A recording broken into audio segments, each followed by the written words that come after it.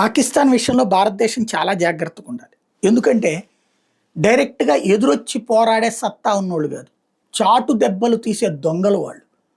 అది ఉగ్రవాద కార్యకలాపాలు ఇప్పుడు తాజాగా బయటపడ్డాయి. ఓ విజయనగరం ఇన్సిడెంటు, ఒక బెంగాల్ ఇన్సిడెంటు ఒక ఎత్తైతే దేశంలో దాదాపుగా 40, 50 మంది పాకిస్తాన్ ప్రేరేపణతో ఇక్కడ హనీ ట్రాపుల్లో పడినా లేకపోతే ఈ దేశానికి ద్రోహం చేయడానికి సిద్ధపడ్డోళ్ళు 50 మంది కనిపించారు. ఎన్ని వేల మంది ఉన్నారో తెలియదు ఇప్పుడు.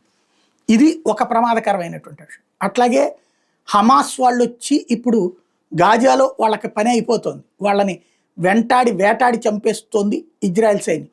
ఎక్కడ బ్రతకాలో దిక్కు లేక అలాంటి వాళ్ళందరూ పారిపోయి పాకిస్తాన్కి వస్తుంటే పాకిస్తాన్ వాళ్ళందరినీ దగ్గర పెట్టుకుంటుంది. వాళ్ళు జనావాసాల మధ్యన ఉద్రిక్తతలు సృష్టించడంలో సిద్ధహస్తులు.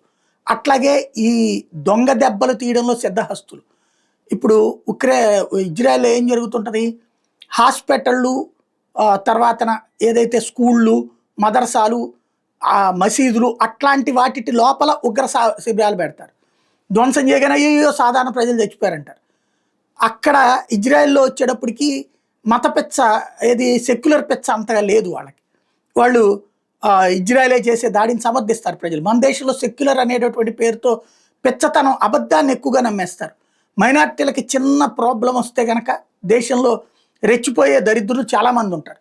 అదే మెజార్టీలకు ఏమన్నా జరిగిందంటే పట్టించుకోకపోగా మెజార్టీలను ఇరికించేటటువంటి ఎత్తుగడలు వేసేవాళ్ళు కూడా ఉంటారు. కాబట్టి ఇన్ని దరిద్రాలు మన్నెత్తిన ఉన్నాయి. అదే సందర్భంలో ఆ దరిద్రాన్ని సొమ్ము చేసుకునేటటువంటి తెలివితేటలు పాకిస్తాన్ దగ్గర ఉన్నాయి. కాబట్టి జాగ్రత్తగా ఉండాలి.